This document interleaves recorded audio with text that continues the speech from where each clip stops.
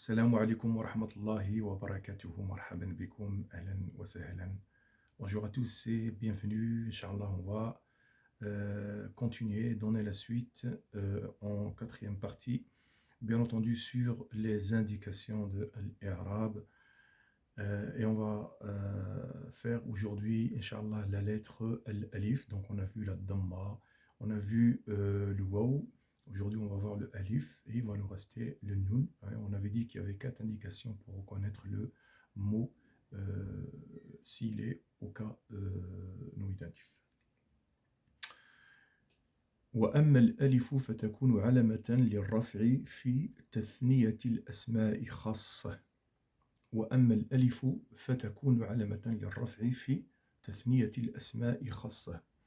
En ce qui concerne le alif, lui, le alif va nous donner l'indication du cas nominatif dans un seul lieu, d'accord, dans Tathniyatil Asma'i Khassa, c'est-à-dire dans le duel des noms seulement.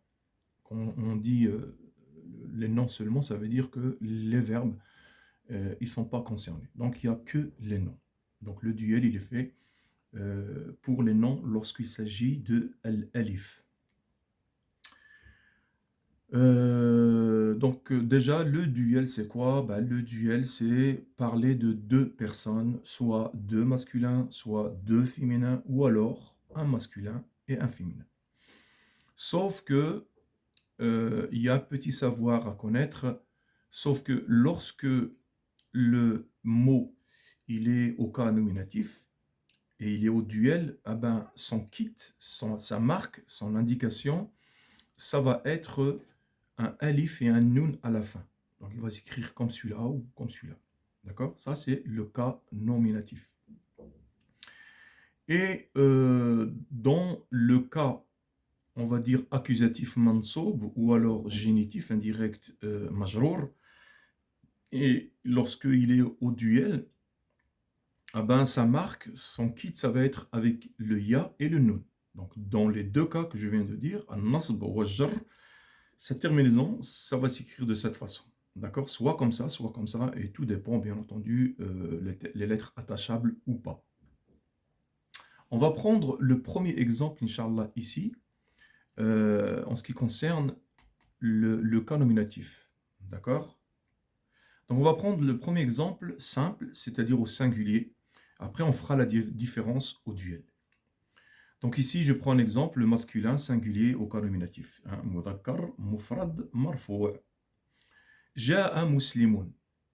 Donc la phrase ici, elle veut dire il est arrivé ou il est venu un musulman. Donc elle est simple. Pourquoi? Parce que le mot que vous voyez ici, il est au singulier. Et dans l'Arab, tout ce qui est singulier, c'est plus facile à arabiser, à analyser si vous voulez. Donc ici, muslimun, il est sujet. Parce que je peux poser la question, Man ja'a, qui est venu?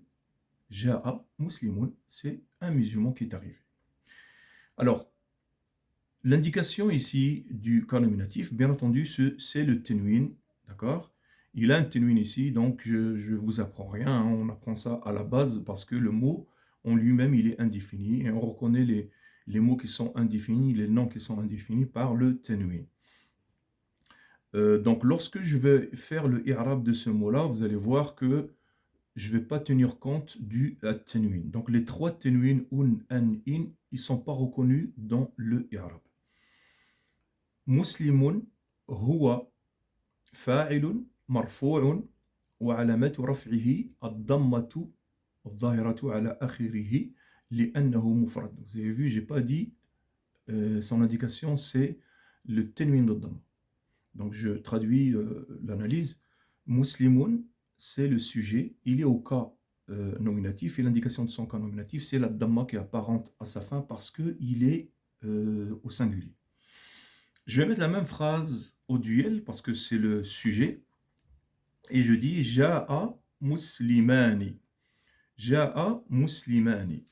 Donc pareil, ici, ils sont arrivés les deux musulmans. D'accord?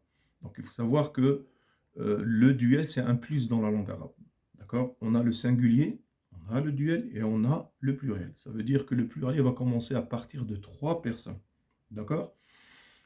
Pourquoi? Bah, parce que le duel, il a sa propre terminaison. Le pluriel, il a sa propre terminaison. Et bien entendu, le singulier, il a sa propre terminaison dans l'Irab.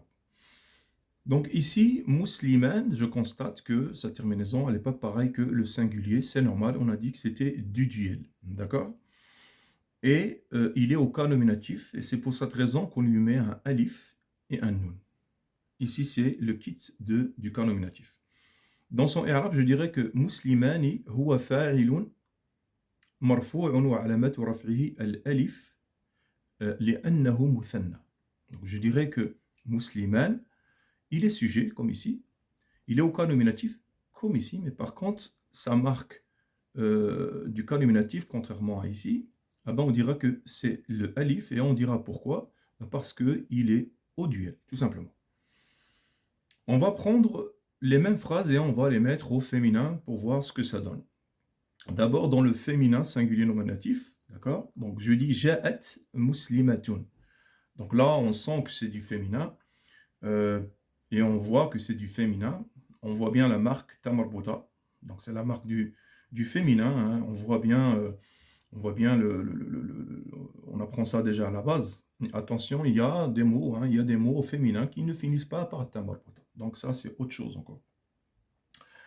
Donc ici, ben, c'est pas la peine que je fais le i'rab parce que c'est exactement pareil que celui-là. On passe à l'autre, toujours au féminin, mais cette fois-ci au duel. Et là, je dis ja'at muslimatani. D'accord? Lorsque c'était du masculin, j'ai dit ja'a muslimani. Et en féminin, je dis ja'at muslimatani. Alors, vous avez remarqué qu'il y a le ta en plus ici, contrairement à ici.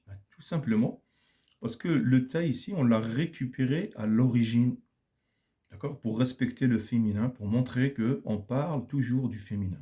Parce que si je ne mets pas le ta, on va croire que c'est du masculin, bien entendu. C'est pour cette raison qu'on dit ja'at muslimatani. Donc ici, bien entendu, c'est du duel. Son indication du cas nominatif, c'est le alif. Et le i'rab de celui-là, c'est exactement pareil que celui-là. Inch'Allah. Et on va, Inch'Allah, continuer pour avoir le temps, parce qu'avec 15 minutes, on n'a pas tout à fait le temps de tout expliquer. Et on va voir, Inch'Allah, les exemples, ce qu'on avait dit. Donc, on a vu pour ce qui est cas nominatif au duel. Et là, on va voir la différence qu'il y a entre le cas accusatif et génitif par rapport au cas nominatif. On avait dit que ces deux cas, ils avaient un kit spécial pour eux. Amthilatun, exemple, fi nasbi wal jarri, dans l'accusatif et le cas indirect, dans le cas accusatif et le cas indirect. On va prendre l'accusatif, un nasb. Et là, on va prendre un exemple, ici, simple, c'est-à-dire masculin singulier en cas accusatif. Ra'aytu musliman. J'ai vu un musulman. Donc, rappelez-vous, tout à l'heure, on a dit Ja'a muslimun. Et ici, Ra'aytu musliman. Alors, pourquoi il y a le alif ici? Le alif, il n'a rien à voir. Hein. Ce n'est pas lui qui va nous donner quoi que ce soit comme indication. L'indication, elle est là. Sauf que, dans la règle de la grammaire, tous les mots, je dis bien tous les mots qui sont au masculin et qui sont dans ce cas-là en accusatif, ils finiront tous par un alif et un ténouine de fatha. Il faut que ce soit en ténouine. Comme par exemple Muhammadan, par exemple. Vous voyez, Muhammadan, tiens, il y a un alif à la fin. Bah, parce que c'est dans la règle. Par contre, tous les noms au féminin, eux, ils n'auront pas, de alif lorsqu'ils sont au cas accusatif et qui finissent par un ténouine de fatha. Alors, ici, Ra'aytu musliman, si cette indication elle est de cette façon, tout simplement parce que c'est pas pareil que Ja'a muslimun. Parce que ici, musliman n'a pas la même place, le même type de place que muslimun. Parce que muslimun, on a dit qu'il était sujet. Et ici, il n'est pas sujet. Alors, il est quoi?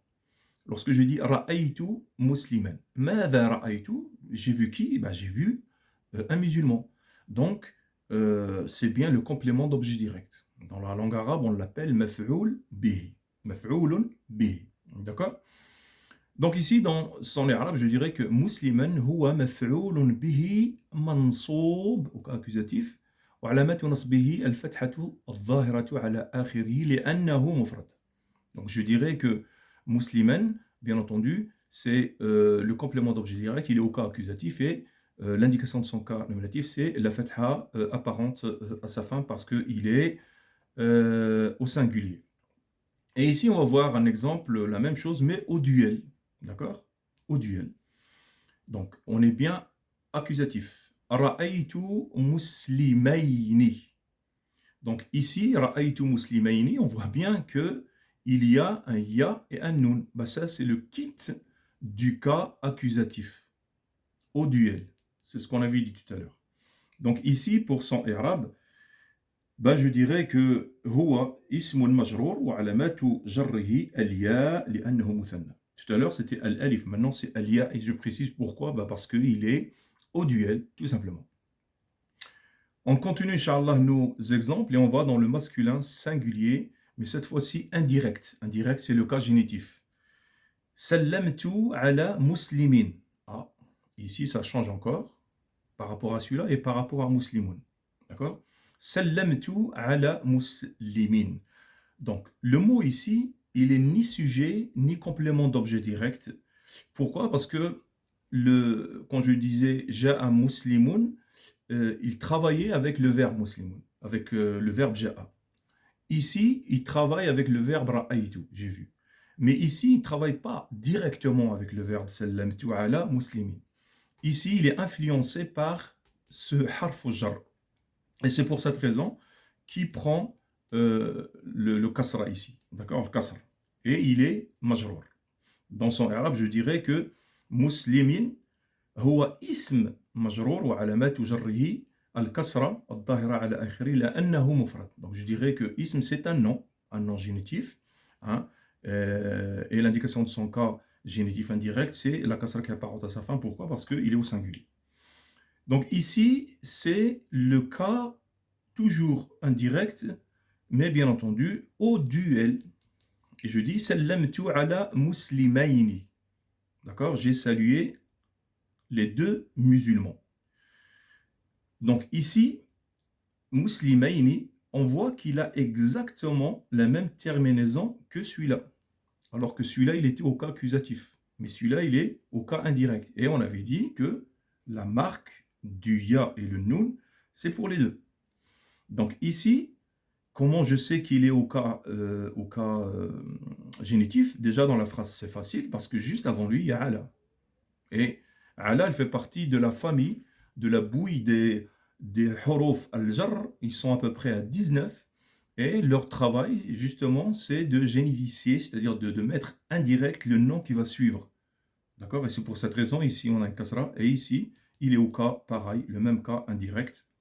Et ici, je dirais que muslimayni huwa ism majrour. D'accord? Comme ici, exactement.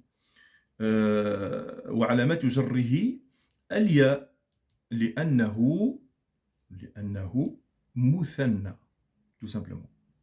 Alors voilà pour ce cours, j'espère que c'était compréhensible, puisque c'est vrai qu'avec 15 minutes, c'est avec un chrono qu'on fait ça, et c'est pas évident de tout expliquer à l'aise. Donc j'essaye de faire le plus vite possible. Et puis si des fois je parle vite, je m'en excuse. Et des fois je peux même être amené à faire des petites erreurs. Comme la dernière fois, j'ai sorti une dhamma à la place du waw. Mais bon, ça peut arriver parce que je vous dis, c'est avec un chrono qu'on fait ça et c'est pas évident. En tout cas, je vous souhaite une excellente journée. Wassalamu alaikum wa rahmatullahi ta'ala wa barakatuh.